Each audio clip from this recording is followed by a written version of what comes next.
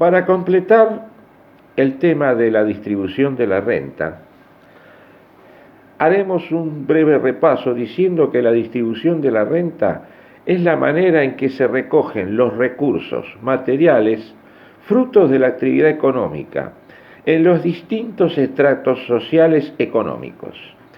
En general, es independiente de cómo se obtengan las rentas. Su reparto no es necesariamente igual, pero puede existir una desigualdad en el ingreso. Para calcular la distribución de la renta, tendremos que tener en cuenta primero el tema de la desigualdad económica, a través de la distribución de la renta o distribución del ingreso. Se usan los distintos tipos de análisis. El análisis de la distribución de la renta puede ser enfocado con diferentes enfoques. Geográfico-espacial, que mide la diferencia de renta entre los habitantes de dispersas regiones. Distribución funcional, que mide las diferencias entre los distintos estamentos productivos, industriales, agricultura, servicios del trabajo, etc. Nosotros vimos en la clase anterior el tema de la curva de Lorenz como una herramienta utilizada para medir la distribución del ingreso. Por otro lado, también analizamos el coeficiente de Gini. Tenemos que tener en cuenta el impacto social. En el sistema neoliberal existe una pugna ideológica respecto a si el mercado puede regular solo y distribuir de manera equilibrada la riqueza de un país, o si deben intervenir agentes externos a él. Es decir, si el Estado debe dictar normas. Detrás de esta discusión está la desigualdad social, que en ciertos países es un tema sensible en la relación entre las élites y el resto de la población. El neoliberalismo radical postulará que el Estado debe desentenderse totalmente de la actividad empresarial y servir solo como garante de la estabilidad. Por otro lado, el socialismo renovado y sectores del centro forman parte de un neoliberalismo más templado que promueve un Estado más preocupado de temas sociales, pero sin abandonar la ideología del liberalismo contemporáneo. Existe consenso, a pesar del fuerte tenor de las discusiones al respecto, en que la educación es un factor relevante, extraordinario, para promover la movilidad social y con esto superar gradualmente la desigualdad. En cuanto a los aspectos importantes de la distribución de la renta nacional, hay 3 enfoques de estudio sobre la distribución de la renta. El primero que vamos a considerar es la distribución funcional, asignación de renta a los factores trabajo y capital que intervienen en los procesos de producción. En muchos países occidentales, en las últimas 3 décadas, entre 1980 y 2010, el peso de las rentas de capital ha aumentado respecto a la renta del trabajo, y existe un cierto debate sobre las razones de estos cambios en la distribución funcional.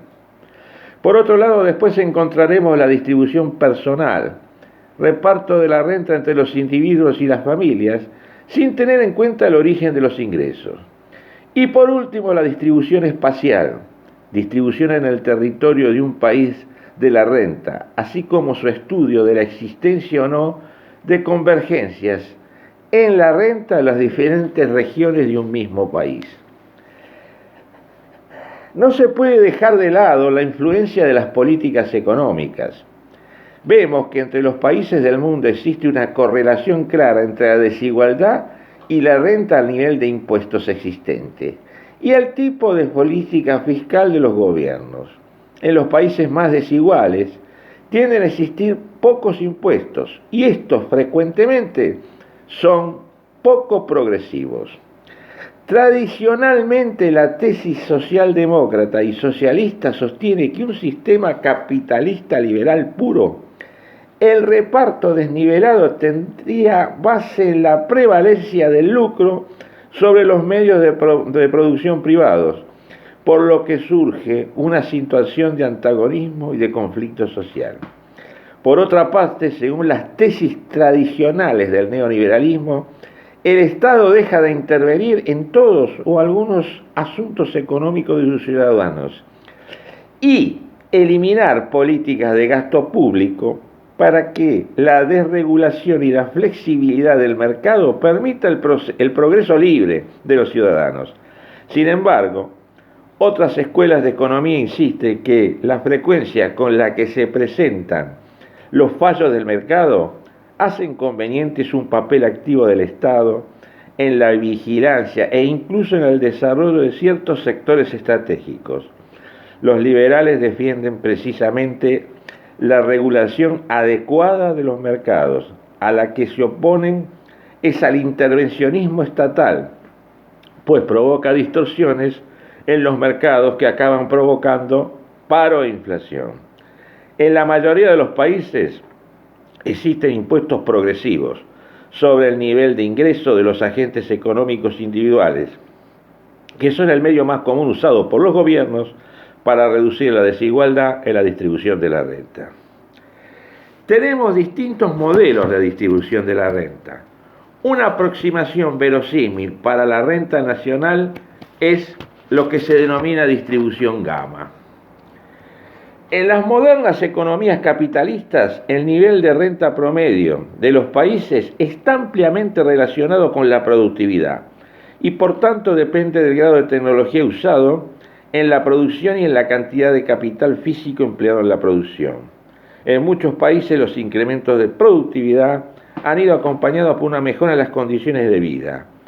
Naturalmente, otros factores geográficos y ambientales también tienen su influencia importante. En muchas zonas del África, la malaria endémica reduce notablemente la esperanza de vida y los niveles de salud de la población.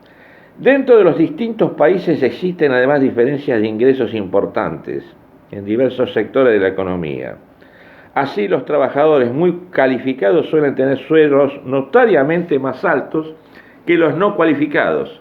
Esta diferencia se considera en gran parte una consecuencia de lo que se denomina económicamente productividad marginal, que sugiere que el salario está relacionado con la productividad marginal.